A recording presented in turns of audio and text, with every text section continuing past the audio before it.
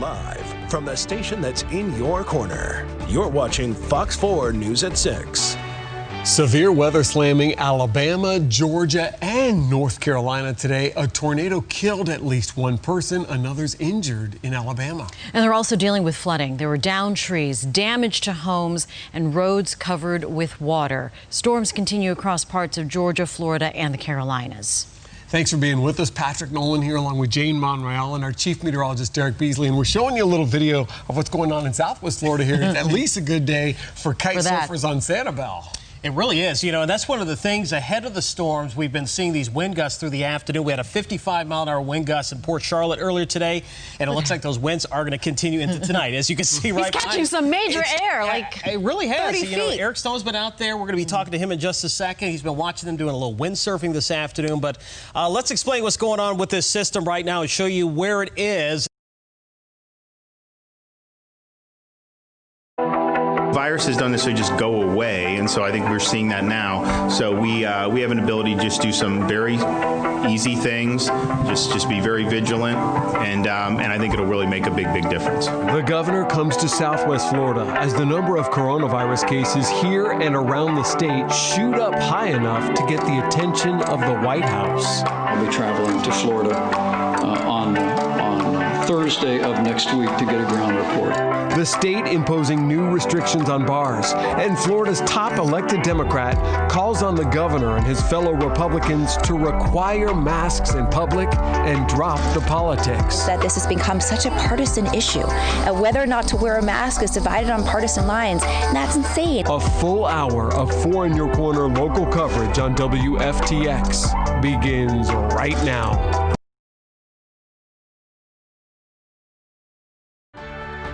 When we walk by there, you'll see anything from throw up, garbage, drug paraphernalia. We've seen needles.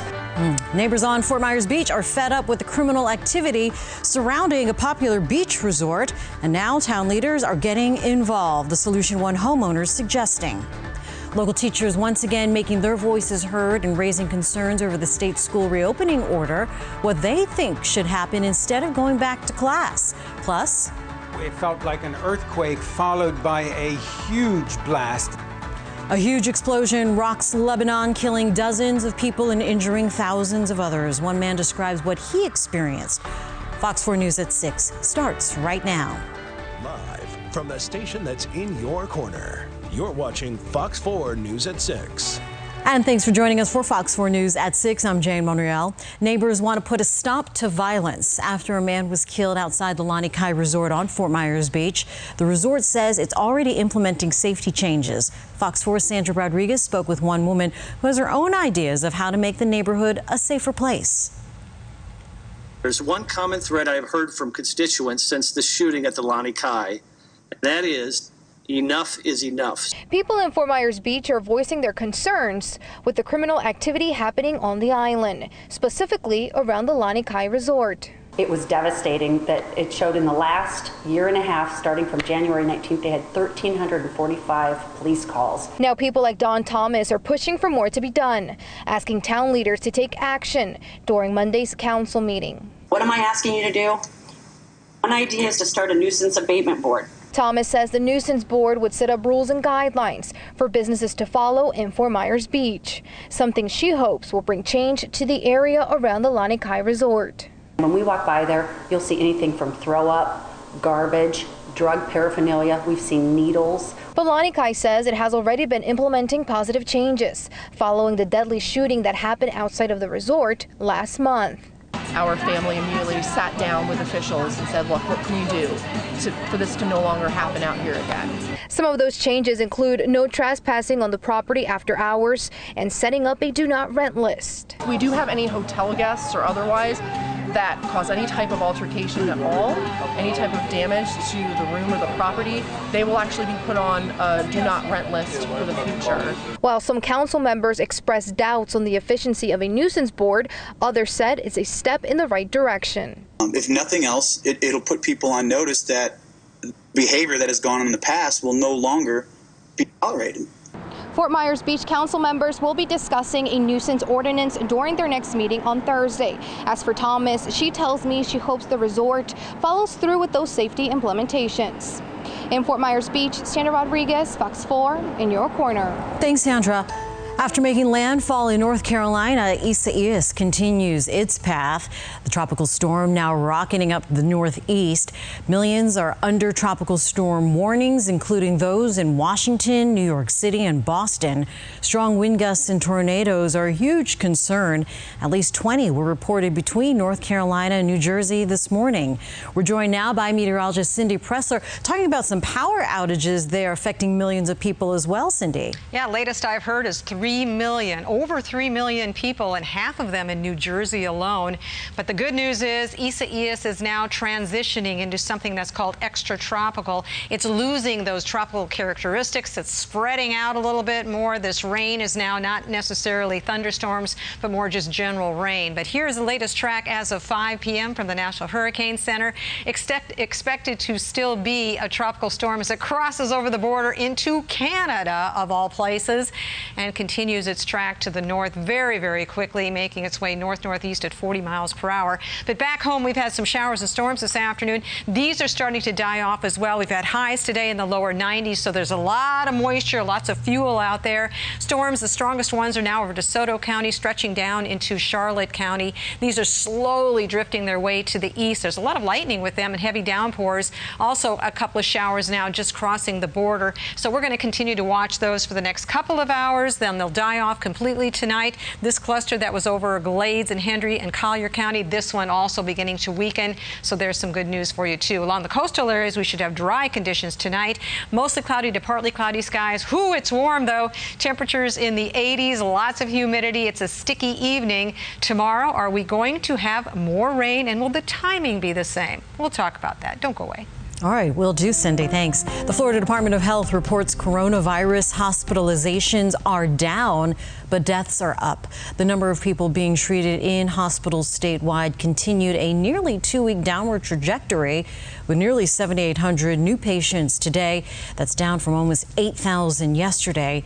Deaths, though, increased by 245. That brings the state's 7-day average to 184, Florida's highest rate yet. Total deaths are now up to 7,500. Cases increased by 5,400, bringing the total to more than 497,000 cases.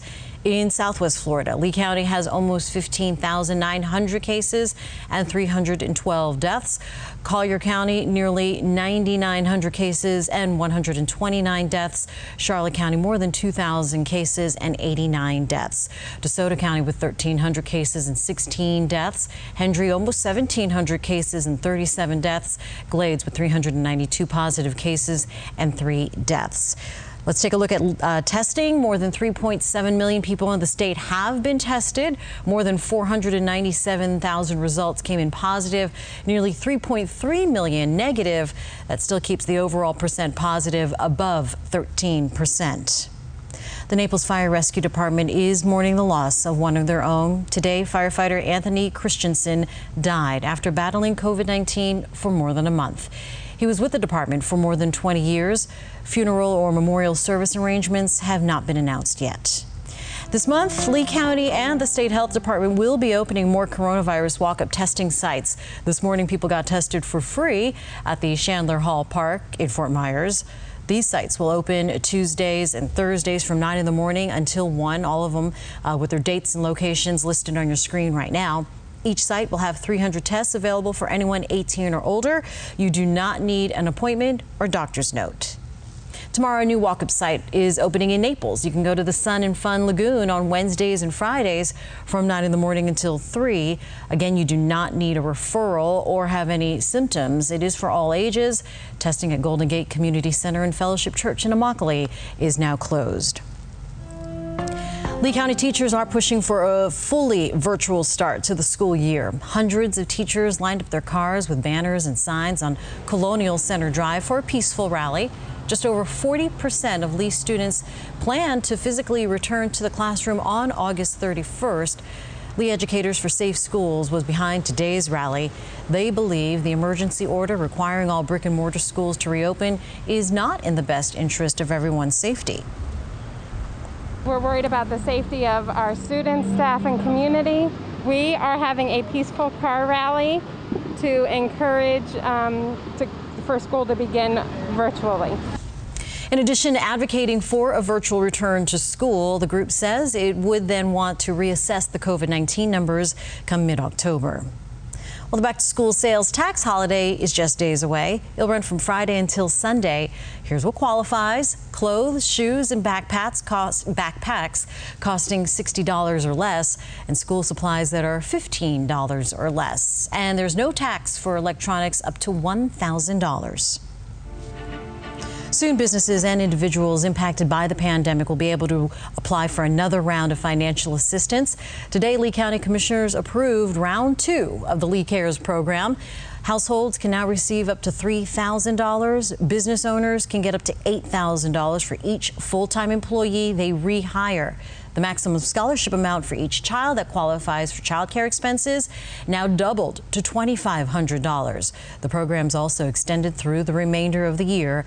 Grant recipients from earlier rounds are also eligible for this new round. Just a reminder, the application deadline for round 1's on Friday. Applications for round 2 start August 17th. It'll soon be easier for Lee Trans riders to plan their trip and pay fares. Today, Lee County Commissioners approved an agreement for a new Lee Tran mobile fare system.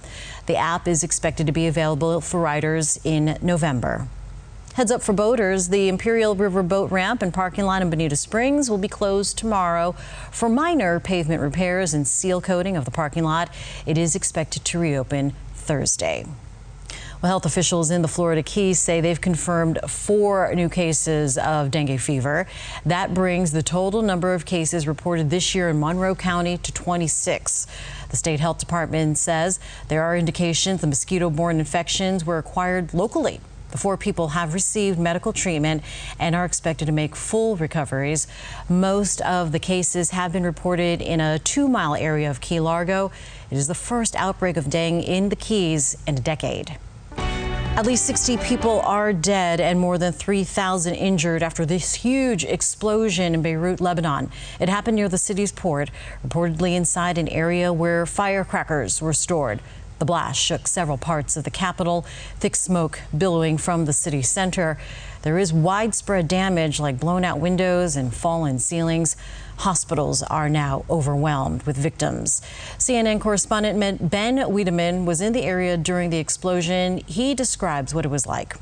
To what we felt, and in this building, this is where CNN's office used to be, it felt like an earthquake followed by a huge blast that blew out the windows in this, what was once our studio, and the window frames as well. Just panning the camera around, you can get an idea of the level of damage that happened.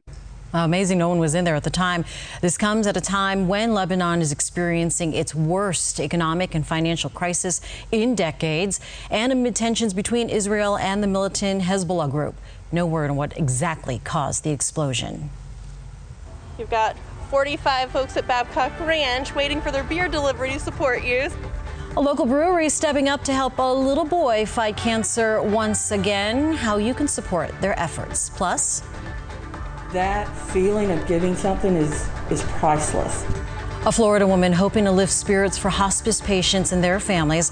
How she's doing it one flower at a time. You're watching Fox 4 News at 6. Cindy? Storms still hanging on over Charlotte and DeSoto counties. They're going to die off the next couple of hours, and then our timing of the storms during the day or the evening are going to start changing by the end of the week. I'll let you know why. Thanks for staying with us for a full hour of local coverage at 6. I'm Patrick Nolan. And I'm Jane Monreal. Fox 4 is committed to keeping you informed. We know you have questions. So our Rachel Lloyd is taking your questions. She's been on Facebook Live. She's going to the doctors at Lee Health. First, we want to go to the state capitol where lawmakers say they're ready to help stem the spread of the coronavirus if needed. And it comes on what's expected to be a grueling final 2 weeks of session. Fox 4's Capitol reporter Forrest Saunders joining us live from Tallahassee. And Forrest, lawmakers have been saying it over and over that they're taking the threat seriously there. From the station that's in your corner, you're watching Fox 4 News at 6. All of our hearts are broken. It was hers that stopped beating that morning. The justice we are seeking for today is for her, not our anger. Therefore, there is no room for vengeance, anger, or hate. An emotional day in a Lee County courtroom today in the sentencing for that young driver who killed this 8-year-old Layla Aiken in a hit-and-run crash as she was waiting for her school bus in Cape Coral. Thanks for joining us for Fox 4 News at 6. I'm Patrick Nolan.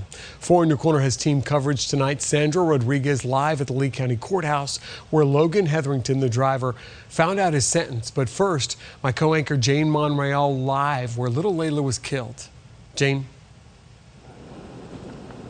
Patrick, I was here at Northeast 19th Terrace and Northeast 3rd Avenue where Layla died last March. And now there's a growing memorial for her.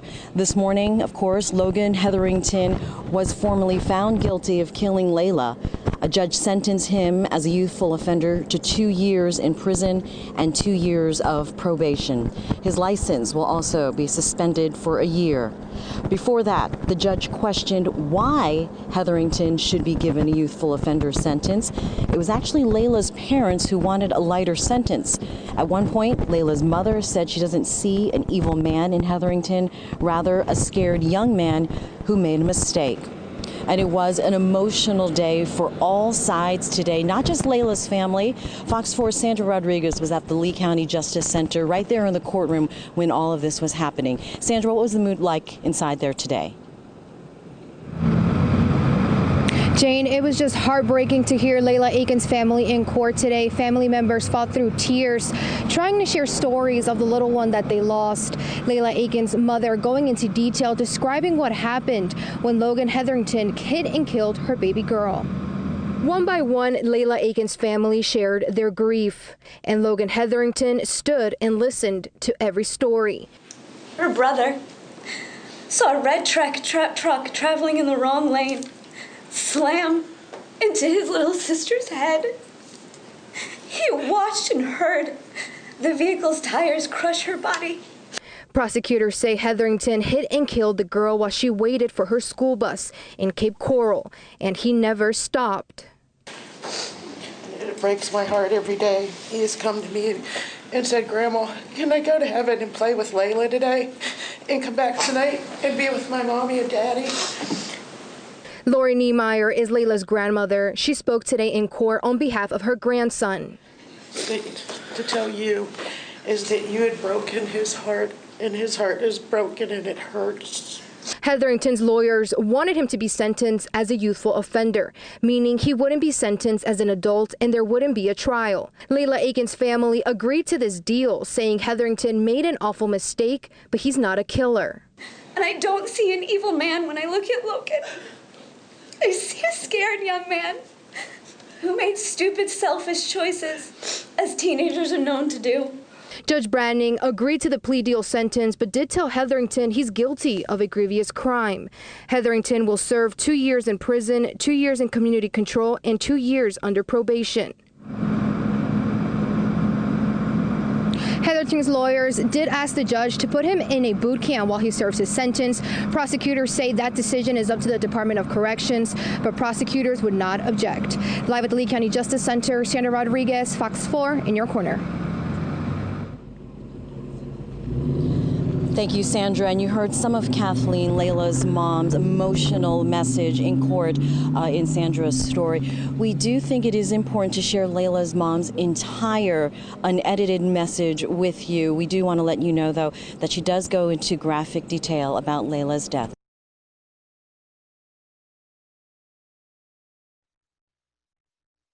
Hi, I'm Patrick Nolan. Fox 4 has been working to find out what led up to a police presence in Fort Myers. It all unfolded Friday afternoon at Cleveland Avenue and Courtney Drive right near the Edison Mall. Officers diverted traffic at Colonial Boulevard and 41. We also observed police officers speaking to someone sitting inside a black pickup truck at the scene. If you're going to be in Sanibel this weekend, you could experience more traffic than usual. The city wants you to know because the long holiday weekend, President's Day weekend, heavy traffic is expected. This is some video from the Sky Fox here. There's also the Sanibel Captivo Rotary Arts and Crafts Festival happening on Saturday and Sunday, so it could impact your commute starting on Friday.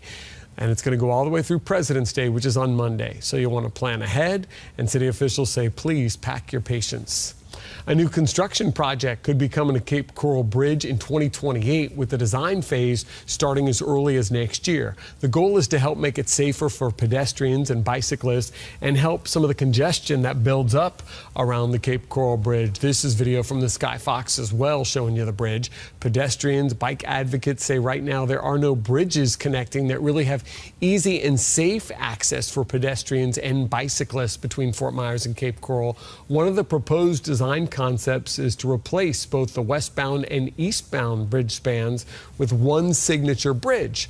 The bridge, which sees nearly 48,000 average daily trips, is maintained by Lee County and not the city of Cape Coral.